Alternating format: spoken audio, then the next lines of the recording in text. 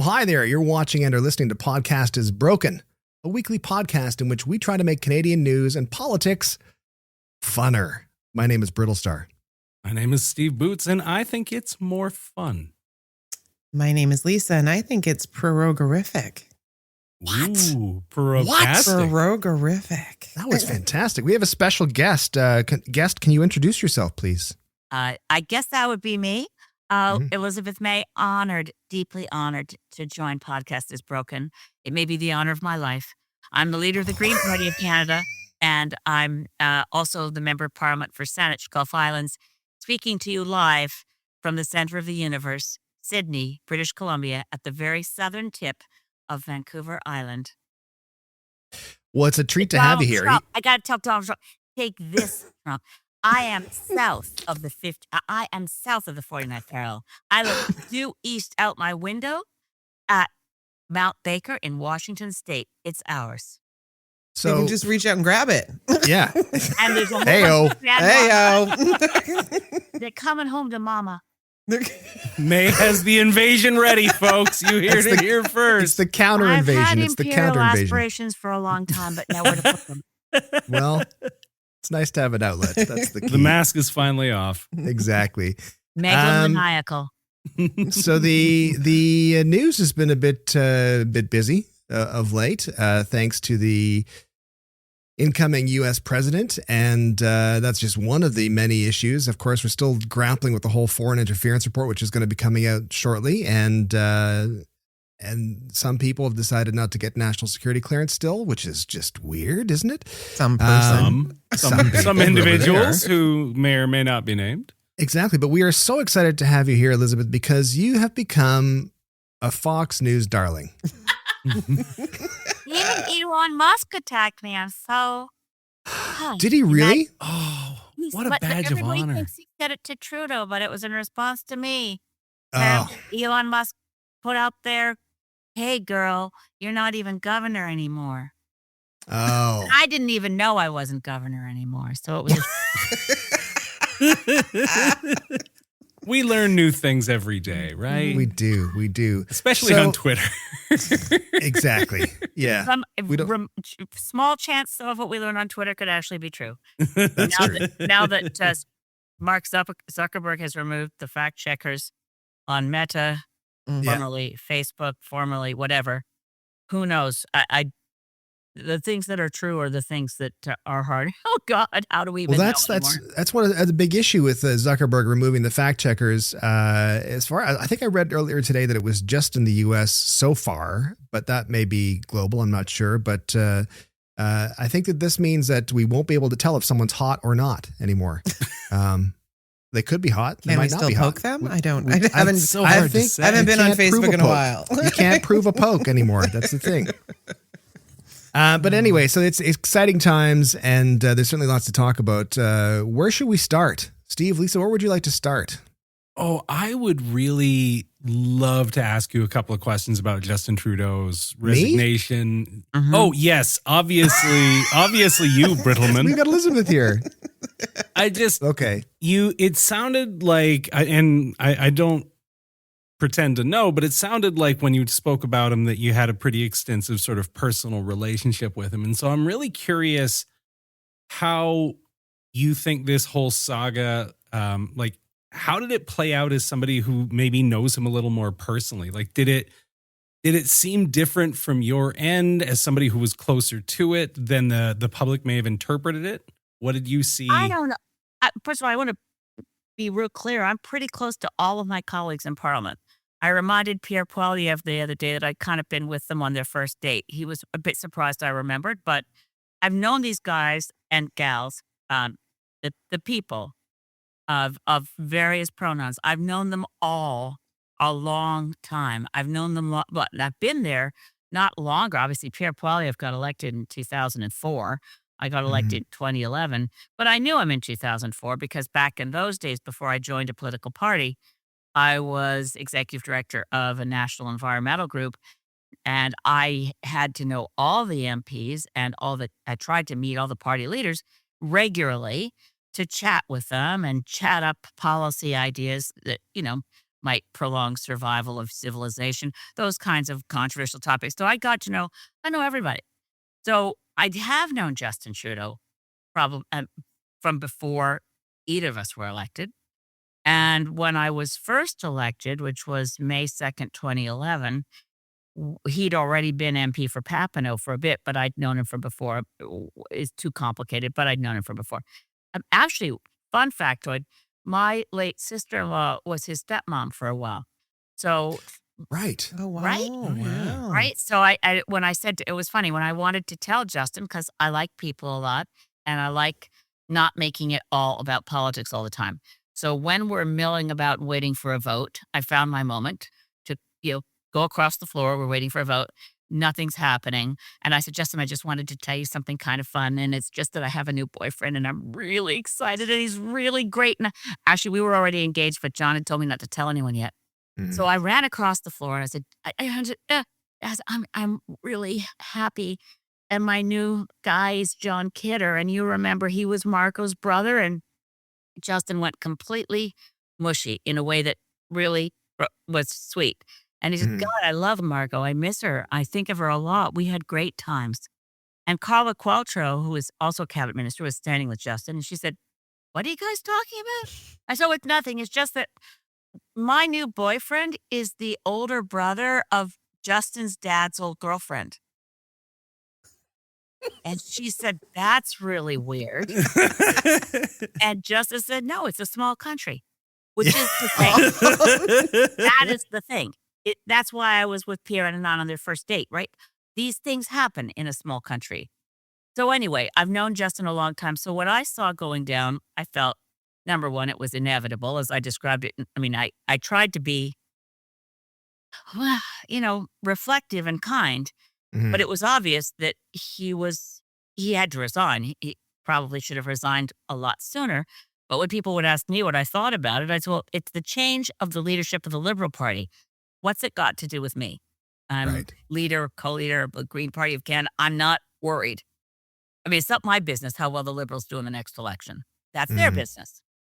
So it was obvious, though, especially since the stunning resignation of Chrystia Freeland that nobody saw coming. That was an insane day in Parliament. I've never seen anything as surrealistic as the Speaker of the House trying to cope with pausing proceedings to allow the tabling of the fall economic statement.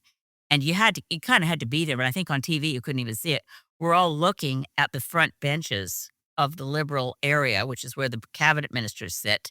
And there's nobody there, right? Like it's empty. And so the speaker's standing there saying, pursuant to an order passed on, I think it was January. Well, he was standing there December 16th. I think a motion had been passed maybe December 12th or 13th. He's saying, pursuant to a motion carried unanimously, I am now being at 4 p.m. He was stalling for time.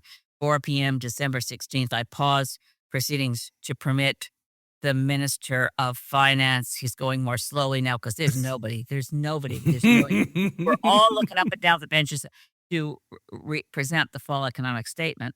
And all of the speaking time for each of us, Pierre Poilievre, then Yves-François Blanchet, then Jagmeet Singh, then me, we're each pre-allocated an equivalent amount of time to respond as the Minister of Finance takes to deliver her speech on the fall economic statement. So she's resigned at 9:07 a.m. It's now 4 p.m. A bunch of us have had access to read the fall economic statement, embargoed in what are called the lockup rooms. And this is all unfolding in real time and no one knows what the hell to do. And Pierre Poilievre, it was his funniest moment in the House. Genuinely, he said, question for the Minister of Finance, who are you? Don't humanize them like that, Elizabeth. I know. It's the worst when he's funny. It was weird, right? And then Pierre Poilievre, then they start getting huffy and saying, well, the speaker must command or, compel the Minister of Finance to show up and present the fall economic statement. And of course, Greg Fergus, as speaker, saying, this is the wording of the order I have. I am to pause the proceedings to permit the Minister of Finance to present the full economic statement. If there's no one here to present. I can't compel. I have the limits on what I have here is what I have. However, he stated it more elegantly than that. At which point I rose on a point of order, and because everybody was completely kerfuffled, and there's nobody there. And I have said it was kind of like that moment in Ferris Bueller's Day Off with the awful teacher who saying, anyone, anyone, Bueller, anyone, Is nobody there there. a minister of finance in the house? Anybody. So at that point, I stood up and suggested that unless the we have a lot of procedural officers. They are actually technically called the table officers because they sit at the table. In front of the speaker's chair is, believe it or not, there's a chair and then there's a table. But these are official protocol names. So the table officers have on the table that juts out from in front of the speaker into the benches, they have volumes of actual hardcover, green bound volumes of precedents. They also have their computer screens. And they're supposed to advise the speaker on what the rules are because the speaker doesn't know everything out of his own head. So at that point, I suggest to the speaker that unless the protocol officers, the table officers, have in front of them a volume of precedents that was written by Lewis Carroll, it's unlikely they can find anything to guide us at this moment. So at which point the speaker said, I see the honorable government house leader is it, thank God. So here comes Karina Gould, the government leader in the House. She rushes to the very edge of the front of the benches and doesn't rise to speak, except to say, I now have the honor of presenting in both official languages the full economic statement. She kind of thrusts them into the hands of a table officer and runs from the room. So it doesn't get more dramatic than that in Parliament. And then that was, so again, how did it feel to your question, Steve, about knowing Justin Trudeau better? This whole thing, I mean, a debacle of the first order. And of course, with Chrystia Freeland not delivering the full economic statement and we're talking about technological difficulties in people my age. And I was thinking, how did she pull that off? How did she get her resignation letter up on social media at 9:07 without a single person knowing it was about to happen? Personally, I think her teenagers helped her because she could not have asked a single person on her staff team because they're all infiltrated by PMO people knowing everything that happens. Sure. Which we found out from Jody Wilson-Raybould's book, that Indian at the cabinet table. Jody recounted the story of she and Jane Philpott, who was then Minister of Health, and Ralph Goodale wanted to talk privately and did manage to, just the three of them as senior cabinet ministers, speak to each other. And they got in trouble because they hadn't brought their chiefs of staff with them, because the chiefs of staff to cabinet ministers are appointed by the Prime Minister's office and report back. So it's gotten so bad that the power of a Prime Minister's office has gotten so out of hand. I thought Justin Trudeau was going to reduce the power of PMO. I remember him saying so in his one-on-one with Peter Mansbridge. And like many of the things Justin Trudeau has said, I've lived to regret believing him. But I thought it was kind of like almost like a Darth Vader full circle father-son thing that was going to happen, that Justin Trudeau would reduce the powers of the Prime Minister's office, because essentially the capital P, capital M, capital O was an invention of Pierre Trudeau. It's not constitutional. We don't have to have it. We should cut its budget to zip, and that would be brilliant for Parliament. But anyway, so it was obvious that at the point that Chrystia Freeland managed to resign from cabinet while expressing her loyalty to the Liberal Party and leaving them in this complete chaos. I've never seen so many people who are bright and capable and have loads of resources at their fingertips so caught off guard, so unable to pull it together, so unsure of what the hell happens next, as watching that moment where the Speaker of the House says, we're pausing for the tabling of the full economic statement. So when Justin finally said he was resigning on January 6th, nobody was surprised. But I did feel as though, I was torn between still, and as I said in my statement, I'm still real angry at him for many things of broken promises. But that doesn't mean I don't care about him. And this had to be hell. And what he says he told his kids at dinner, I know how hard he's worked to protect his kids. I know how Sure. much it matters to him to be a good dad, because if anybody knows what it's like to be the son of a prime minister and living in a goldfish bowl, it's someone who's been the son of a prime minister living in a goldfish bowl. And there's a part of me that always will care, I hope, despite whatever political differences we have. As a human being, I care about Justin and I care about his 3 kids. And I felt like it was one of the crummiest things that's ever happened in Canadian politics was for someone at a snowboarding vacation location in British Mhm. Columbia Mhm. to yell at him in front of, I mean, I think Hadrian's, if he's 9, that's as old as he is, he's youngest. It's Mhm. like, you don't go on a vacation. That wasn't a high-end elite island vacation. You can see why he might want to No, take no. high-end elite Mhm. island vacations. So people can't just walk up to him and call him out with an F Trudeau flag in their hands or whatever. I Mhm. mean, this isn't fun for people. And I wanted to reflect on that. But I also think, you know, I'm not defending his record, but you do have to thank someone for giving up so much of your personal life to try to be of service to your country. Mhm. Whether most Canadians want to thank him, I understand. But it's hard and it isn't fun a lot of the time. I would love to take it back 1 second to the Freeland resignation. What do you think her chess move was there? Like, what do you like? There's obviously a strategic play here, but from the outside, it kind of looks like she just sort of like dropped a grenade and then hasn't really done much in the public eye since. Well, I mean, it was very clear as it unfolded because it was clear in her letter of resignation that on Friday, the prime minister had told her that she would no longer be finance minister. And on Monday morning, she's gone without a hint to anyone in the liberal establishment and without any expectation from anyone on the opposition benches either. So the way she worded her letter, I saw it as, like, didn't see it immediately, but the more I thought about it, I went, oh, she's going to run for liberal leadership because this is the final nail in the coffin of the idea that Justin Trudeau can lead the Liberal Party into the next election. Sure. He Mhm. was hanging on to that and hanging on to that. And up to a point, some people could believe he could do it. I mean, he's a very energetic campaigner.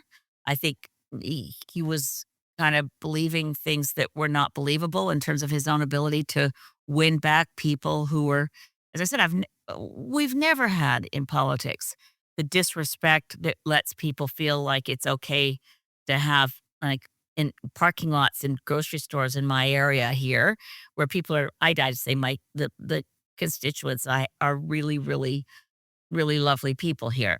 It Mhm. it's I'm when I see an expensive decal on a car at my local grocery store that says FUCK Trudeau, I think, wow, they're Mhm. really people hate him. And it's really attached to him personally in a big way.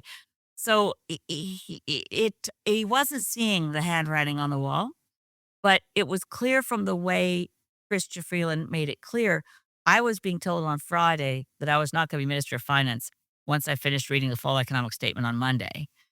So, I think her play was, u ultimately, the coup de grace, right? Trudeau's done now. Chrystia Freeland is not only gone, she's gone from cabinet, she's gone from finance minister, and she's saying, "I'm loyal to the Liberal Party, I'm running again." Mhm. Mhm. Well, we'll find out the next day or 2, I suppose. Running Mhm. for leader, I think almost for sure, right? What, you didn't see her many phones and many teas? The strangest tweet. Yeah. Ugh. Yeah, It's I there's just think, like, how did she pull that off? I never knew she had a mafioso streak, but that's a mafia move. Right? And I'm very fond of all these people, Chrystia Freeland, and I like one of the things I love about Chrystia is when we get together for meetings, which isn't that often, she'll always stop and say, "First, let's be humans. How's your family? What's going Mhm. on? how you feeling? Like I appreciate that about people I work with in politics is when you can stop and say, yeah, before we get into all the things we're going to fight over, how are things going? Yeah, a human moment really counts for a lot. And I feel, like for all of, I mean, I genuinely do. I work at it. Some are harder to love than others, but I really do love all the other MPs in Parliament because otherwise, how can you function, right? Like this is just Yeah. as Yeah. Canada's a small country, but also Parliament, like 300 people. It's the smallest village ever, and we're in and out of each other's bathwater. You're not going to be at least decent to each other. What kind of life is that? Is it still the majority, do you think, of parliamentarians who are there who you feel that way? Like, and just the general vibe is still very much we're working for the same common goal of making Canada better in general for all? Or is it soured? The vibe is depending on the day, pretty constant, right? Yeah. But if what I like to tell constituents, because it's so easy to start believing the rage farming algorithms that these people who should be, they're traitors to Canada. They should be drawn and quartered. I mean, the kind of nasty stuff we get over social media, particularly to women politicians. What I end up thinking is it's important to when I'm talking to constituents at community meetings or on media, for heaven's sakes, really honestly, if my car broke down on a scary place on a dark road, there's nobody in Parliament I wouldn't call. None of my other MP friends would I not call. Right through Pierre Poilievre, Jagmeet Singh, Yves-François Blanchet, whatever. Say, I'm stuck. Can you come? There's nobody I wouldn't trust with my life. Right. At the level of human being to human being. Now that's important because on the other hand, if I'm going to be on a panel show with other they're going to be taking shots and whatever and carbon tax and you climate alarmists and blah blah. But as human beings, we have more in common than in the difference, and that's what I'm hoping that Trump attacking us and say we should be the 51st state might just be the moment where we stop beating up on uh, uh, what's wrong with Canada and start talking about what's right with Canada. Well, and that's something that I wanted to touch on because you've become quite popular in the last little while. Really? For some statements that you've made, basically telling certain politicians to pound sand. So I'd like you to talk about that a little bit. But also, when you're talking about the uniting of Canada, the ending of this divisiveness, because now we have one attacker, we'll say, coming after us. Yeah. What are your thoughts on how various provinces have been dealing with this? And should it be left to the feds? Should it be provincial? What do you think? I'm in Alberta, so that tells you where I'm coming from. Well, I mean, Danielle Smith, it seems to be the premier for Kevin O'Leary. I think she should be ashamed. I mean, at the point that Doug Ford is looking like the progressive. Right? Yes. Right? He's looking great. What is happening? Bizarro world. He should be writing big checks to Danielle Smith because we all met. Now, of course, I haven't met with the premiers, but we had a meeting right after Trump started. Well, he was talking about his tariffs the whole time, but we had as famously covered in the media that Justin Trudeau invited all the party leaders and our chiefs of staff to meet privately to talk about what we could do as Team Canada. And we were on board for that. And I'm on board for that. And I think that's the right way to go. We have to negotiate from strength. And if our premiers can be a solid front, because, compared to the United States and the federal state balance in the US versus the provincial Ottawa balance in Canada, the provinces in Canada have a lot more powers to execute than states in the US do. So if we can be united from all the premiers, that's a plus in our negotiating position going forward with Donald Trump as of January 20th, coming soon. It's still so hard to believe. It's still so hard to believe that he won the popular vote, but he won the popular vote. The U.S. is our largest trading partner, and when Trump says that we don't help, do nothing, we help, never help with their military, never help defend them. Do you guys, have you ever does anyone ever brief Donald Trump on NORAD? It's shared responsibility. Canada, U.S. aerospace, looking after there's so Can many. the briefing be acted out with finger puppets? Well, probably. I mean, NORAD feels like a lot for him to parse. Is all I'm saying. To work on that. But I wasn't kidding when one of the things I said in the press conference that didn't end up being the part of the press conference that ended up going viral was the part other people spliced and did clever things with them, and that was great. But I said, look, probably Christopher Freeland's teenagers, probably. No, I don't know. Thank you, whoever did it. Thank you. But it's not a throwaway line. Did you ever see Come From Away? Should we buy Donald Trump tickets to go see Come From Away? Not only were all those international flights directed to Canada, but the decision to shut down U.S. airspace was made by a Canadian who happened to be in charge of the mountain in NORAD. They had to make decisions fast. They did it Canada, U.S. together. It was shared, immediate action, not knowing what the hell was coming at them in the U.S. with the Twin Towers hit and hijacked planes and all of that. Within minutes, the FAA in the U.S. was instructed ground all the domestic flights and all the international flights are to come to Canada, and we'll deal. We'll take care of everybody. It was within seconds, within minutes, and it was a Canadian commander of NORAD that day, September 11th. Trump doesn't know any of this stuff because there's never been a major motion picture starring someone he likes. Fair. That's fair. You're not wrong. I know that if we did a major motion picture starring Arnold Schwarzenegger explaining this with finger puppets, Trump wouldn't watch. Yeah. True. No. Out of curiosity, what do you think is behind this outsized role that the American media seems to be playing in Canadian politics right now? You went viral on Fox News, which must have been a fascinating experience. And the Trudeau going on Colbert, and now Mark Carney is somehow redefined the liberal race with a jokey 20-minute interview. What is going on with all of this American media overlap? Liberals are really a party, not their whole. They're not a whole race. But no, sorry. Right. But Greens, on the other hand, we are Earthlings, and we identify and grab it. But no, I don't know. U.S. politics has always been more interesting to Canadian media than Canadian politics to even Canadian media. So Canadian media doesn't take Canadian politicians nearly as seriously until they have made it by making some kind of impact in U.S. media.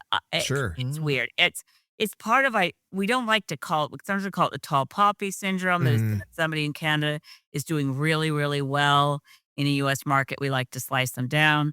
Or sometimes it's just called a national inferiority complex, but I don't understand it. Making it big on Colbert or The Daily Show, I don't know. I really miss Peter Zowski and Morningside because that used to be where you could hear Canadians talk to each other more. There's a lot we've lost in terms of being able to talk to each other in ways that informed. And that's all CBC, and Pierre Poilievre wants to defund CBC. I think we've got to refund CBC, go back to having supper time news shows that across the country talk about local issues and talk about, heck, I was talking Pierre LaFontaine. I don't know if you remember Pierre LaFontaine was the swim coach for the National Canadian Olympic swim team.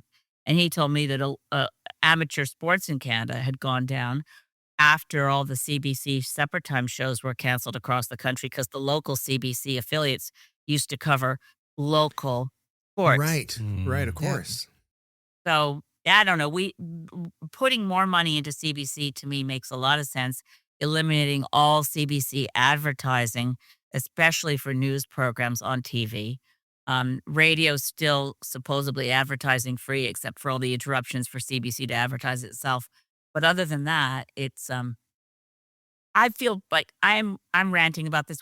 I don't know why the U.S. media is playing such a big role in Canadian politics right now, except that it's entertainment as opposed to journalism, and entertainment is much more um, clickbaitable than Well, that journalism. was sort of what I was wondering, was like watching the Mark Carney Jon Stewart interview. I mean, yeah, it was friendly, but also like Stewart didn't always seem to have a real total handle on what was going on in Canada. No. And so do you think they're partly doing that because they're seeking interviews that are on really friendly footing that really aren't equipped to ask difficult questions? Well, that certainly would be an option for Canadian politicians compared to a tough interview. But I actually think I don't know any Canadian politician who wouldn't be happy to be given a tough interview as long as there's eyeballs on the channel. I mean, you want to know that you're connecting with Canadians, and I certainly do as leader of the Green Party. I love, any opportunity to talk to Canadians about what we think is important, especially where you're allowed to get in more than a 30-second soundbite is awesome.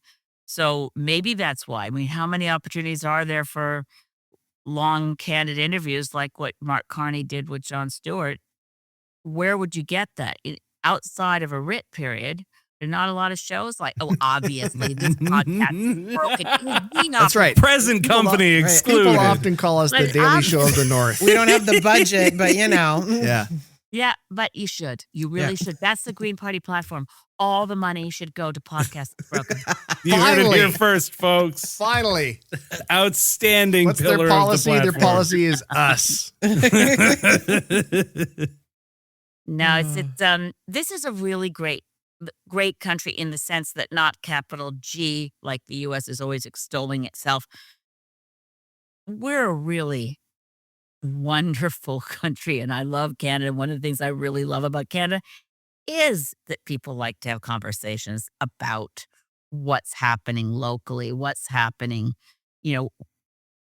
Canadian media stars, so to speak, are really very down to earth, normal people. And we don't really love manufactured celebrity of like the Kardashians or the people who are famous for being famous are not what we really like in Canada a lot. We like people who are, maybe fun to listen to, but definitely down to earth and more willing to talk about things that matter.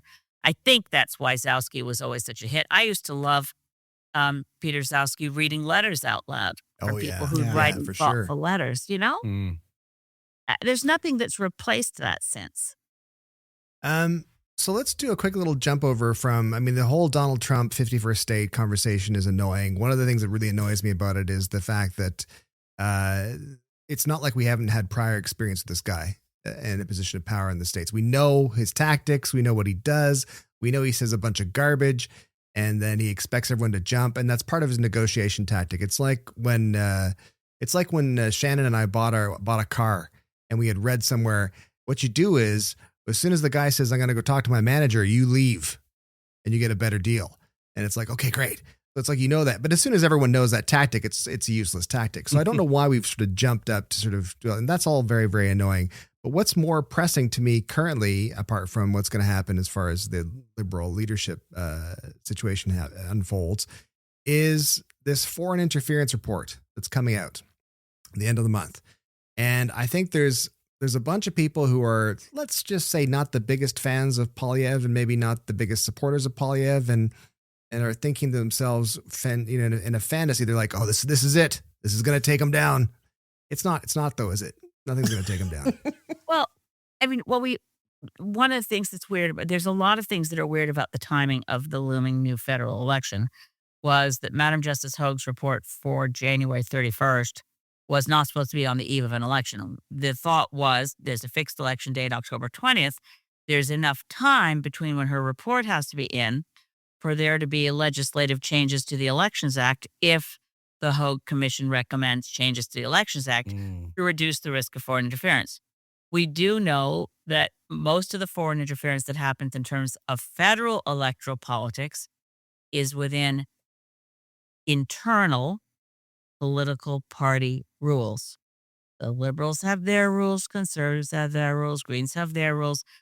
But the part that's the big vulnerability of foreign powers, state actors in getting themselves into influencing Canadian elections, the weak spots are the nomination process for candidates. So very little effort for big reward if you manipulate a nomination process in a district where everybody knows this is a safe conservative riding. This is a safe liberal riding. You influence who becomes that nominee. You basically can own that MP in theory and not necessarily. And then the other big weakness is in leadership contests. So here we have public information, not secret information, that the leadership contest that Pierre Poilievre won has intelligence that suggests foreign interference from the government of India in that nomination process. That's public information because it was in the redacted version of the committee report. Right? It says we removed this paragraph because it deals with the allegations of foreign interference in the Conservative Party leadership race. And then you've got the first opportunity that we've ever had as party leaders to ask for top secret security clearance was created by David Johnson in his what would be ill-fated special rapporteur on the foreign interference allegations that all stemmed from whatever CSIS was leaking directly to Bob Fife so long ago now. But that's where this whole thing began to start unraveling. Well, to get the chance to get top secret security clearance, I said, yes, please. Can I do that? Because I want to be able to stay on top of whatever. So but it's not easy. That's the thing that people may be missing. And that's why it strikes me as way bizarre that this isn't more in the news, that you have these two things that are known. One, in fact, there's an allegation of interference by the Modi government in the leadership race that Pierre Poilievre won.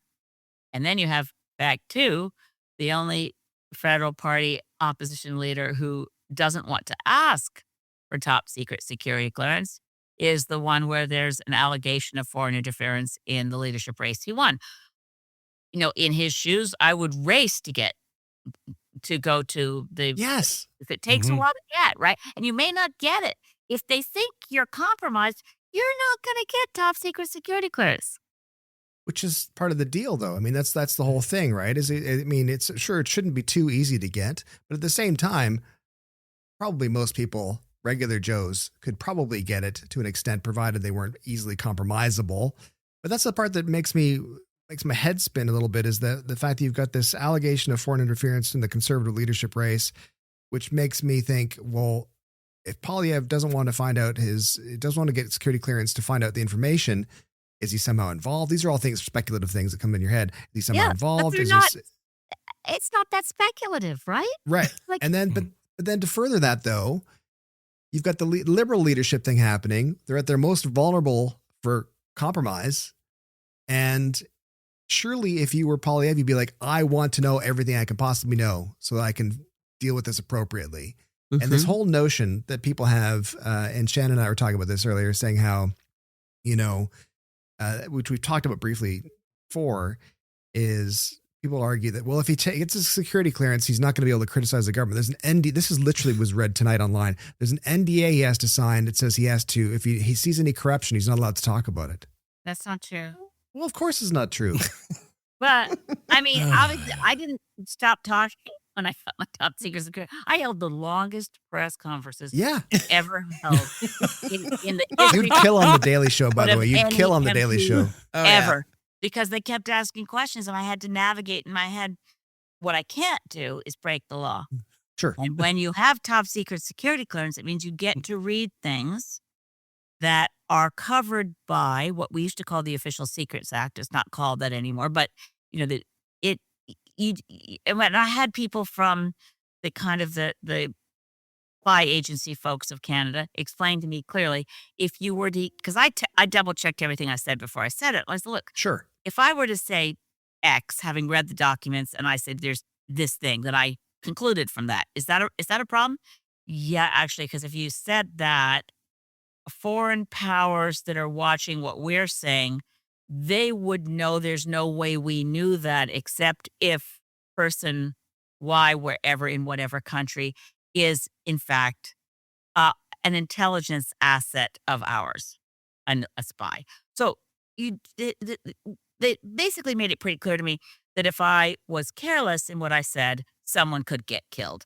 Now, Sure. that does make you careful, unless you've picked the person you want to get killed in advance. You're pretty sure. Is there a list? Can we add to the?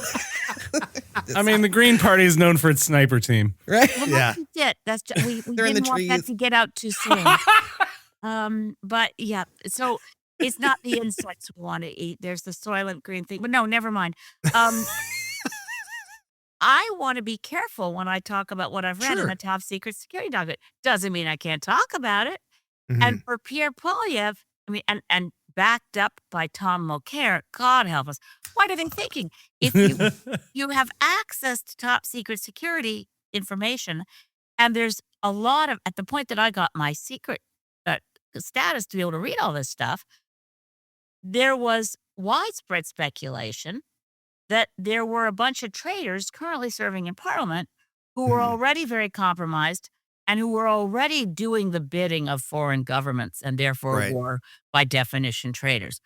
I didn't, when I went in to go read all the documents that I read, I didn't know that that wasn't true.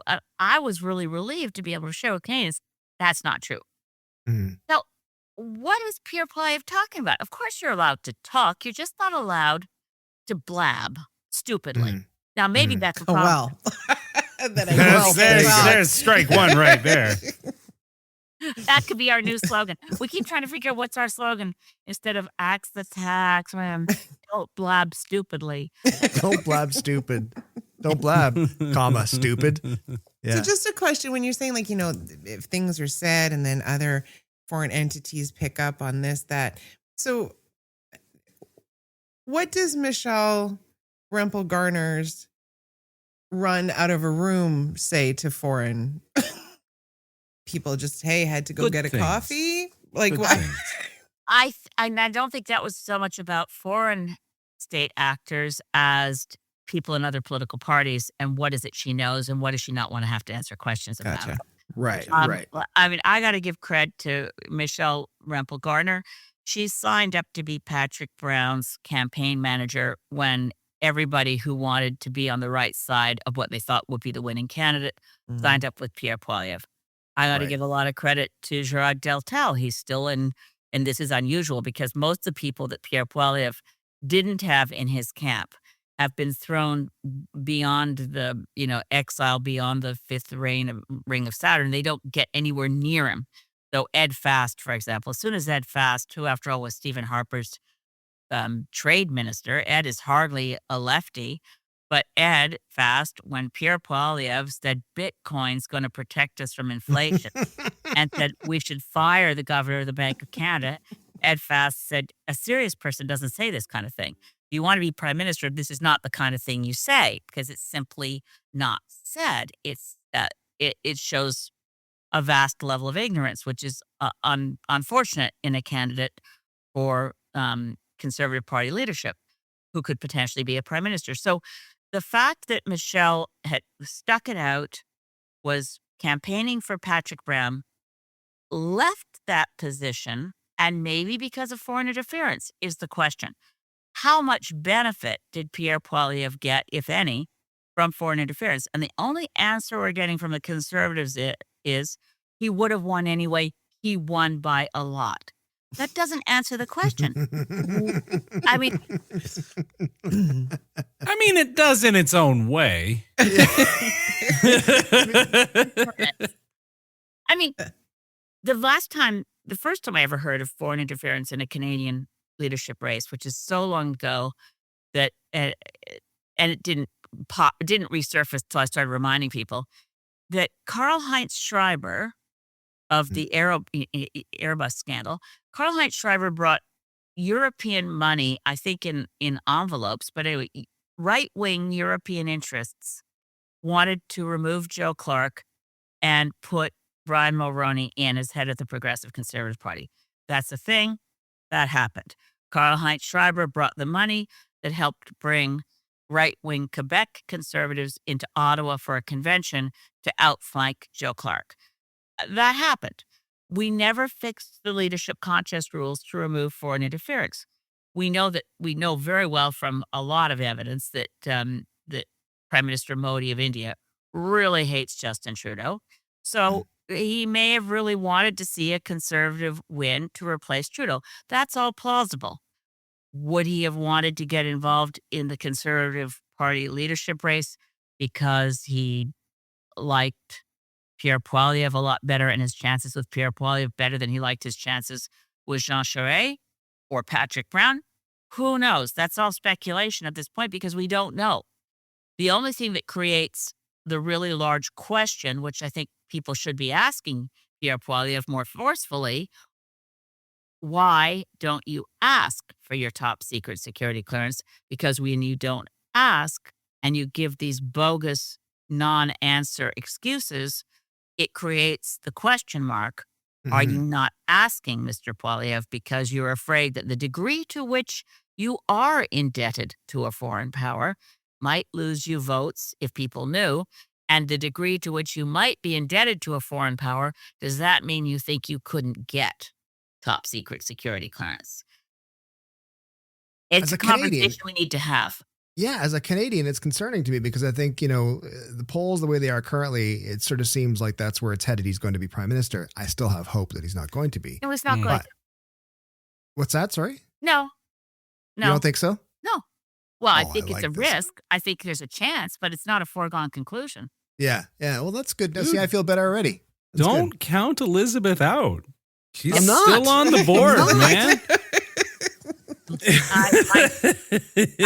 I've been disappointed before Elon Musk says I'm not governor. But, nobody has declared I'm not prime minister. That's right. There you go. That's right. The Exactly. confidence vote may pass. You just never know. Well- Sorry, go ahead. Just saying, I don't think I'm likely to be prime minister. I would say I'll put my record up against any of the other guys in terms of experience and Sure. and knowledge base and ability to work well with others. That kind of stuff should count for something. But in the meantime, I want Pierre Poilievre to clear the air on this because Yeah. we do not want anyone who becomes prime minister of Canada to be beholden to a foreign state actor. Period. Regardless of, and we generally have the issue of, which we don't talk about, how beholden have many prime ministers before us been beholden to the United States. Sure. Mhm. But we've, I think, are now more aware of deliberate efforts by foreign state actors to implicate themselves, to play a role in our politics in a way we weren't really paying attention to before this issue has arisen in the last year, and then particularly in the last 3-4 months. And for Poilievre to continue to say, I'm not going to ask for top secret security clearance because I won't be allowed to talk anymore. At what point do Canadians say, that's just so ridiculous? Mhm. That's obviously not the case. Jagmeet Singh has his top secret security clearance. We still hear from him. Elizabeth Singh had her top secret security clearance. Why, Mr. Poilievre, do you think this applies to you and uniquely you when you're the only party leader where there's, and again, intelligence isn't evidence. So having intelligence from sources around the world where we have our ear to the ground and we're listening in on other people's conversations in other countries, and that's where we get intelligence. Intelligence isn't the same as evidence. But once there's a story that's not just a story, but shared as public information from the all-party Parliamentary Committee on Foreign Interference and National Security, and in the public version of their report, they say their concerns about the Conservative Party leadership race and foreign interference, and the person who won that race is the only leader who is not asked if he can get top secret security clearance. If he gets it, that's like, as far as I'm concerned, that's like a seal of approval from CSIS and security operatives that they've gone over his record and gone over his background the way they had to go through mine and decide there's no compromising elements here. I mean, they ask about private stuff, public stuff, Sure. foreign state actors. They ask about everything because they want to know, are you going to be in any way compromised if you have information that's important for this country's national security? Is there any way in which someone has a hold on you to get that information? At a minimum, Pierre Poilievre should get that question out of the way before the writ drops. And it looks to me like he has no intention of doing so. It's all awful. It sounds so suspect, and it's exactly as you said. Like, the longer he doesn't do it, the more suspicion it raises, and it just seems more clear and clear and clear. There's a reason he's not doing it. He's intentionally not doing it. But I will say that, you have been, Elizabeth, an oasis of sanity in this gameplay and nonsense that's happening. I don't know if that says good things about us that we're having you as an oasis of sanity, but it's good. It's good. We appreciate it, though. We greatly appreciate it. I also hope, more than sanity, I really hope to be an oasis of kindness, because I love these guys. I really do.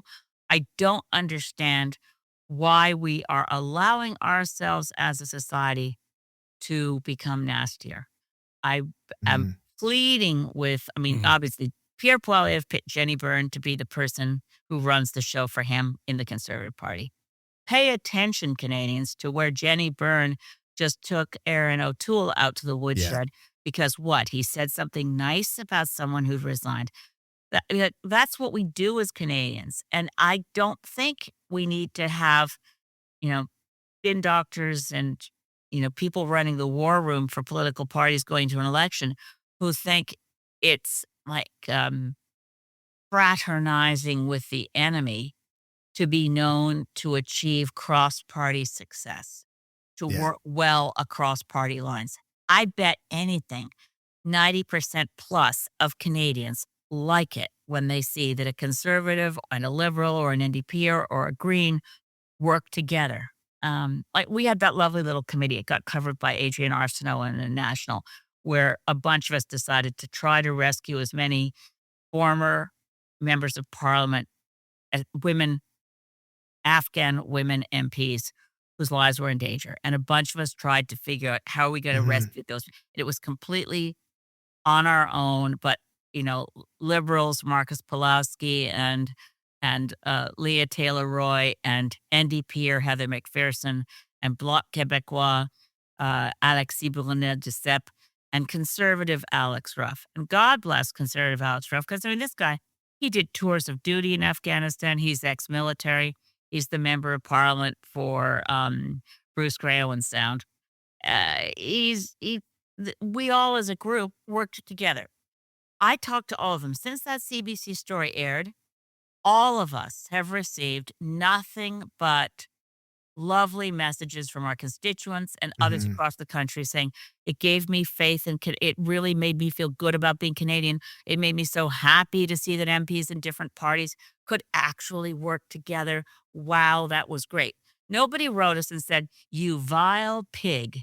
You've tried to rescue women Afghan MPs and you were willing to work with those stinking, rotten, whatever. But that's Jenny Byrne's playbook. Yeah. Jenny Byrne's playbook is to turn people against, as if they're the enemy, another party. That's so wrong. And that's what, now Pierre Poilievre can choose, what he wants to do as an election strategy. But that one is bad for the country. So we have to be able to say, well, if you're wanting to see Canada remain the kind of country that still celebrates the notion that you can disagree without being disagreeable, then we ought to be paying a lot more attention to stopping the use of algorithms and rage farming and disinformation and shut it all down and focus on policy differences. It's one of those old Green Party getting together and beating around issues is we tough on issues, but not tough on each other, not tough on people. How do you do that in an election campaign when the world has gone so nuts that you've got Donald Trump soon 5 days away from being president of the United States again, despite being convicted. Forget being a convicted, felon, a convicted sex offender. Yeah.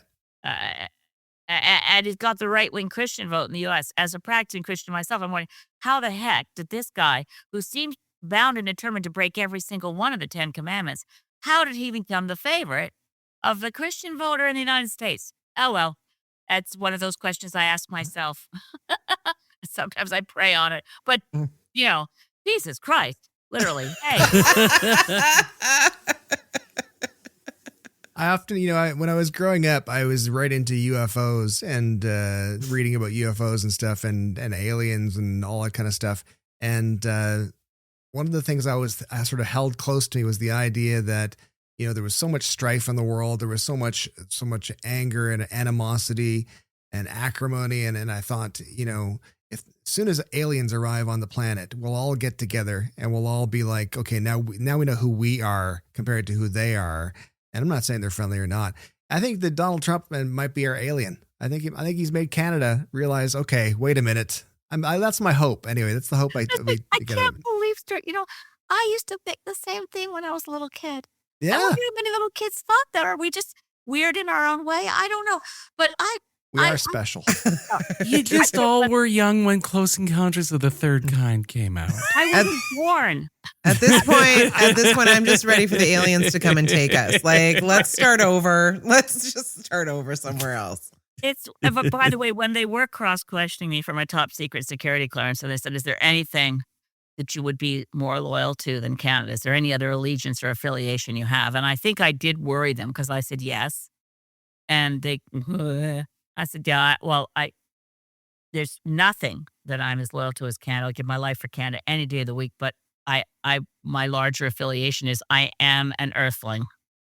Yeah. So you heard it here first, aliens. Elizabeth May will not sell us out. That's right. Nice exactly. try. Earth is not for sale. Yeah, no, I was rock solid.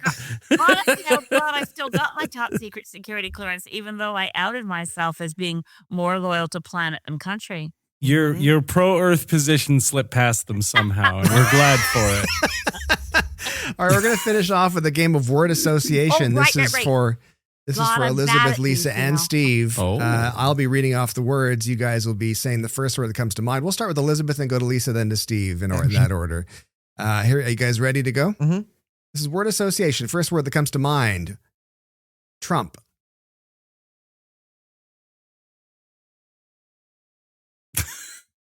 That's an answer. That really is. Elizabeth stole mine. It was like, ugh. I'm just buffoon is what flies into my head. Okay, that's good. I was impressed the other night on CBC The National one. Andrew Coyne actually said insane. Mm. For somebody who's the right winger on the panel, which I would say the attitude panel is the full range of right wing opinion in Canada. But for Andrew Coyne to be the one who says Donald Trump is, let's face it, insane. Mm. He's scary. He's scary. No. Mm-hmm. Andrew Coyne's coming around. He's gonna any day now. Another 10 years and we got him. Yep. Next word, Poilievre. Who's that one for? All three of you. You're first. You can bat lead Elizabeth first. Skippy. That was his nickname. He used to love it. Now he doesn't like it so much. No? I figure it's because in the old days, Skippy peanut butter was smooth, but it got really crunchy when they added all those nuts. Oh, God. Canada's Queen of Zing. Oh, yeah. I manipulative comes to mind when I hear twerp. He is a twerp. Mm. Yeah. That was his nickname too. Twerpy. Get back here, twerp. Next up, again, it's going to be Elizabeth, Lisa, and then Steve. Okay. Winter. Love it. Oh, snow, disappearing, global warming, killing it. But anyway, winter. I love winter. That went dark real fast. Sorry. It's Lisa? one word, Elizabeth. Her mind's so active. She's got so many thoughts. They're just coming at her. You said winter and I fall came into my head.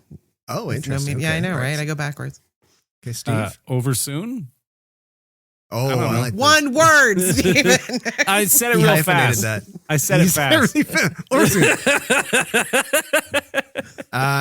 Last two. Here we go. Elizabeth, Lisa, and Steve. Mar-a-Lago. Underwater. Hepatitis. Shitty wedding. Oh, Every time I see photos of Mar-a-Lago, it just looks like a shitty wedding. But also, did you see the burger that Kevin O'Leary posted? No. Almost as big as him. So it was like, make burgers wonderful again, and it had like Trump and his face like branded on the top of the burger, but it wasn't branded right, so it said rump.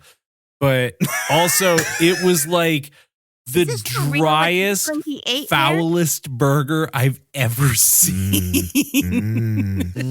Rump. Tasty. My favorite of the Mar-a-Lago stories, we talked about this before, was when Trudeau was down there having dinner and trying to do his best to suck up.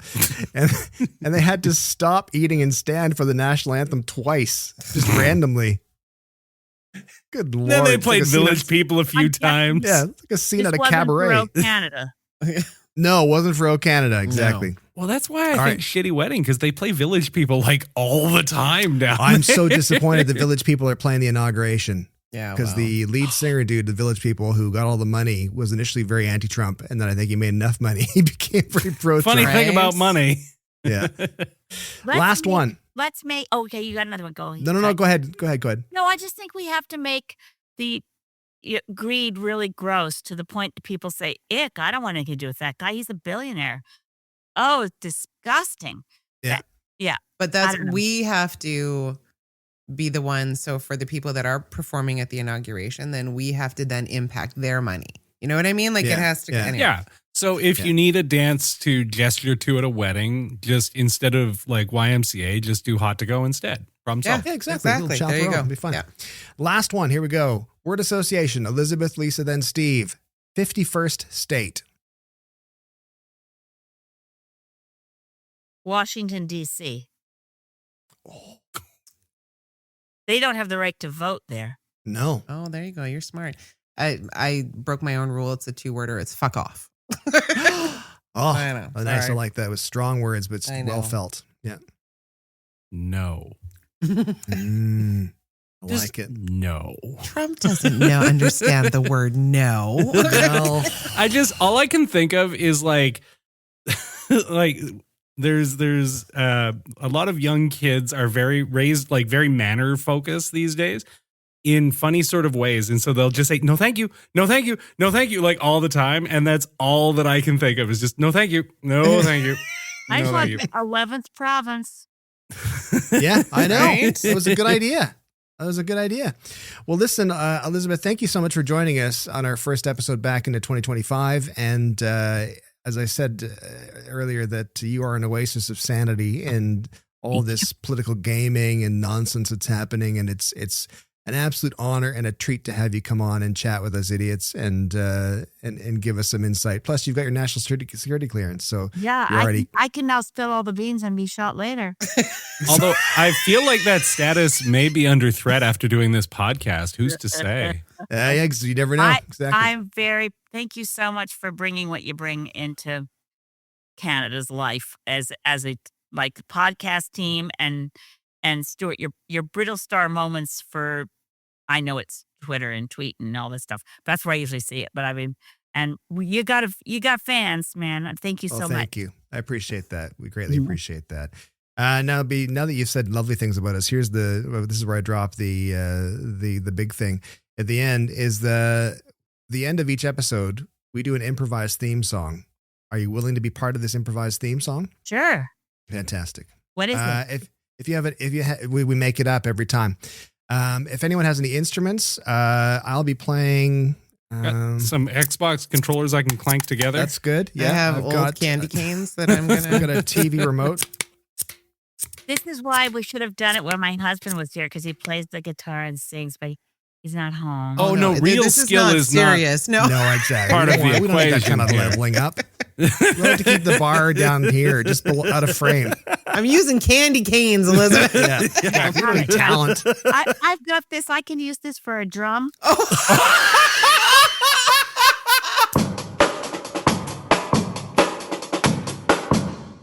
You can find past episodes and more at podcastisbroken.ca or your favorite podcast platform.